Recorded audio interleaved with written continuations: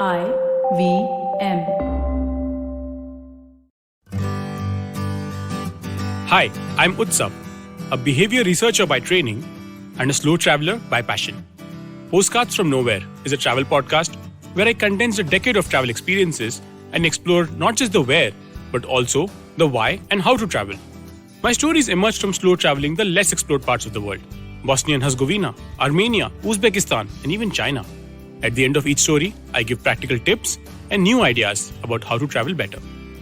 This week, on the auspicious occasion of Diwali, I bring to you the story of the Ramayan, or the story of 300 Ramayans, and what it means to reclaim India's linguistic heritage.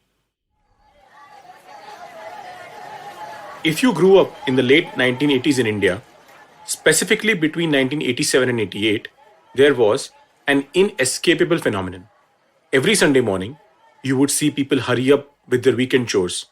As the clock was about to strike 10, vendors and shopkeepers shut down their shops, and pretty much everyone was indoors. Anyone who had a color television saw their house transform into a veritable mela, with neighbors and relatives all congregating. If you do not believe me, ask your parents. Such was the cult of India's most famed epic, Ramayan. But here is a story from the Ramayan I reckon you must not have heard. One day, when Ram was sitting on his throne, his ring fell off. When it touched the earth, it made a hole in the ground and disappeared into it. It was gone. Ram said to Hanuman, "Look, my ring is lost. Find it for me." Now, Hanuman can enter any hole, no matter how tiny. He had the power to become the smallest of the small and larger than the largest thing.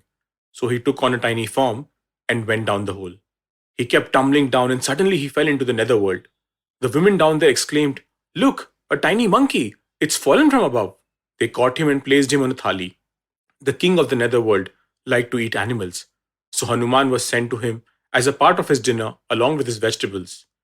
Hanuman sat on the platter, wondering what to do. While this was going on in the netherworld, Ram sat on his throne on the earth above. The sage Vashisht and the god Brahma came to see him. They said to Ram, "We want to talk privately with you.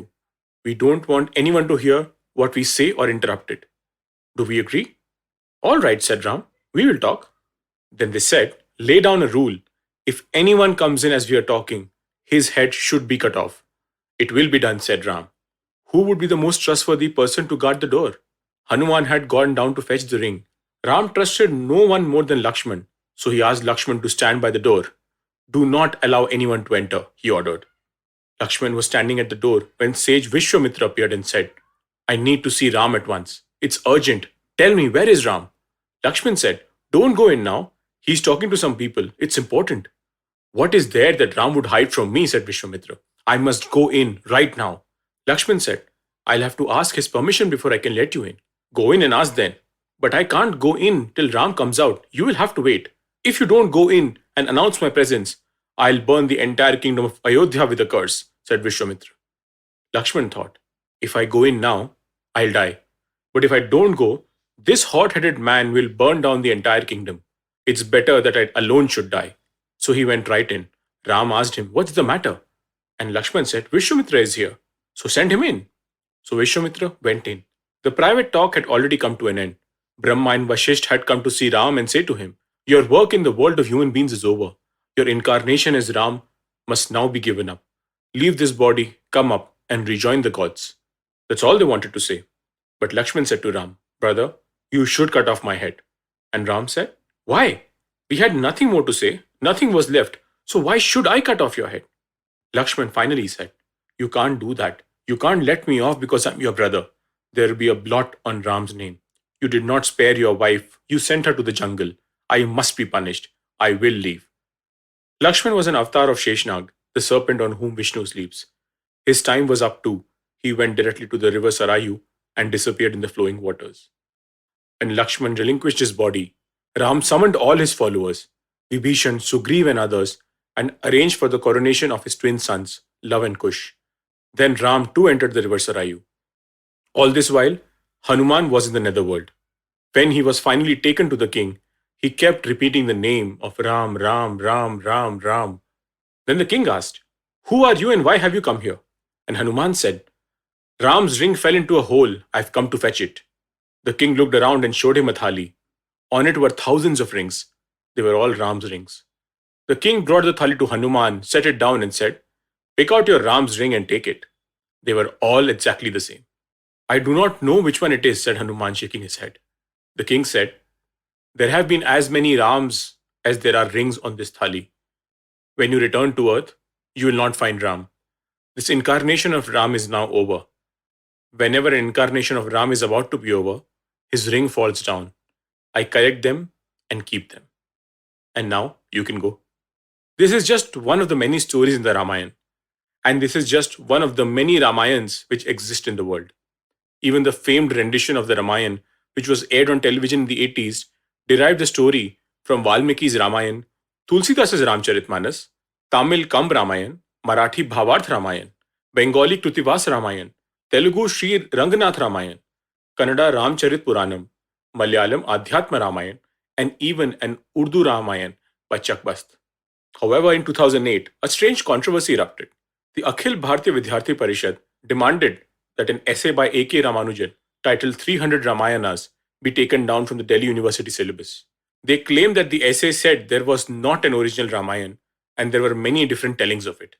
While the faculty persisted in 2008, eventually in 2011, the essay was removed from the curriculum. But before we consider the actual contents of the essay, let us listen to what Valmiki, the author of the earliest known Ramayans, has to say. यावत् स्थास्यन्ति गिरयः सरितश्च महीतले तावद् रामायणकथा लोकेषु प्रचरिष्यति. What you just heard was from Balkand, the second Sargam and the 36th Shlok from Valmiki's Ramayan. The Shlok translates to, "As long as mountains and rivers exist and flourish on this earth, so long the legend of Ramayan will prevail in this world." The fact is that even 300 Ramayans is a gross underestimation of the epics of Ram. I can almost guarantee you that if you travel to any part of South or Southeast Asia, you will find the Ramayan in the local language. Just to give you a sense of the breadth of languages, here is a sample list: Annamese, Balinese, Bengali, Cambodian, Chinese, Gujarati, Javanese, Kannada, Kashmiri, Khotanese, Laotian, Malaysian, Marathi, Oriya, Prakrit, Sanskrit, Santali, Sinhalese, Tamil, Telugu, Thai, and Tibetan. And here is the view of someone who has herself read multiple tellings of the Ramayan. Hari अनंत हरि कथा अनंता. संस्कृत भाषा में राम कथा को आधार बनाकर लगभग 25 ग्रंथ लिखे गए. संस्कृत भाषा में रचित वाल्मीकि रामायण सर्वाधिक प्रमाणिक महाकाव्य है. अब फ्रेंच भाषा में पौमचर्यों की रचना हुई तो प्राकृत भाषा में पौमचर्यम ग्रंथ को विशेष ख्याति प्राप्त हुई. राम कथा भारतीय जनमानस के मन प्राणों में कुछ इस प्रकार रची बसी कि भारत के भिन्न भिन्न भाषा भाषी कवियों और साहित्यकारों ने राम कथा को अपने अपने रंग में रंग डाला. फलस्वरूप राम कथा कालजयी बन गई. The voice you just heard is someone who wrote her PhD thesis on how nature was depicted in multiple Ramayans across the Indian subcontinent. She undertook this research in 1981 to 85, and for the academically inclined, it was titled Ram Kavya Parampara Mein Prakriti Chitran. I had ready access to this scholar because she happens to be my mother. Growing up for me, the question of one original Ramayan did not exist, simply because it did not matter. The Jain tellings of Ramayan do not have Ram carrying Hindu values. The Jain text express that Ravan has been demonized by the Brahmins and has been made into a villain. And even the Jains have multiple Ramayan texts, one in which Sita is the daughter of Ravan, and the story has a completely different trajectory. The Valmiki and Kampan versions have two very different tellings of the story of Ahilya and Indra. In the Kannada version, the narrative of Sita's birth is completely different, as she is born out of a sneeze. There is even a tribal version called the Bhil Ramayan. And the famed Lakshman Rekha episode is not even mentioned in the Valmiki Ramayan, but actually comes from Tulsidas's Ramcharitmanas. I could go on, and you could call out that I am cherry-picking versions which help me make my point. But here is the clincher. In several of the later Ramayans, such as the Adhyatma Ramayan from the 16th century, when Ram is exiled, he does not want Sita to go with him into the forest. Sita argues with him. At first, she uses the usual arguments. She is his wife. She should share his sufferings, exile herself in his exile, and so on. When he still resists the idea, she is furious. She bursts out. Countless Ramayans have been composed before this. Do you know of one where Sita does not go with Ram into the forest? That clinches the argument, and she goes with him. And as nothing in India occurs uniquely, even this particular motive appears in more than one Ramayan.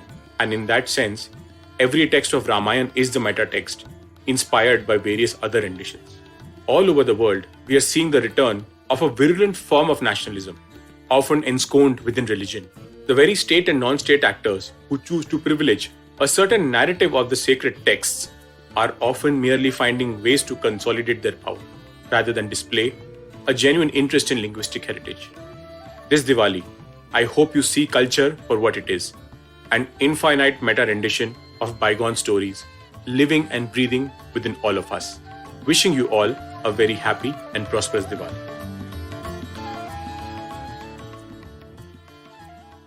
If you like this podcast, don't forget to check out other interesting podcasts on the IVM network.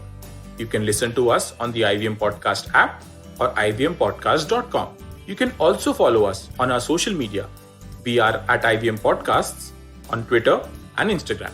If you want to reach out to me, I am Utsav Memory on Twitter and YVTravel42 on Instagram.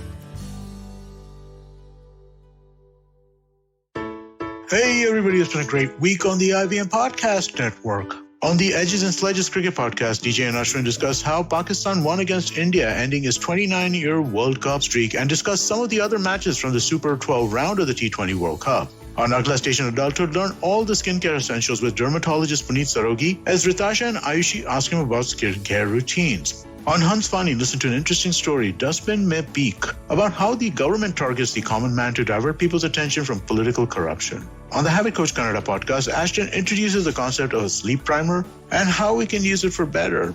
Do follow us on social media. We're IVM Podcast on Twitter, Facebook, Instagram, and LinkedIn. And remember, if you're enjoying this show or any of our other shows for that matter, please do tell a friend. And finally, we'd like to thank our sponsors this week, Cred, Bank of Baroda, Quarter, CoinSwitch, Kuber, Flay Coffee, Intel, Kotak Mahindra Bank, and Oxfam India. Thank you so much for making this possible.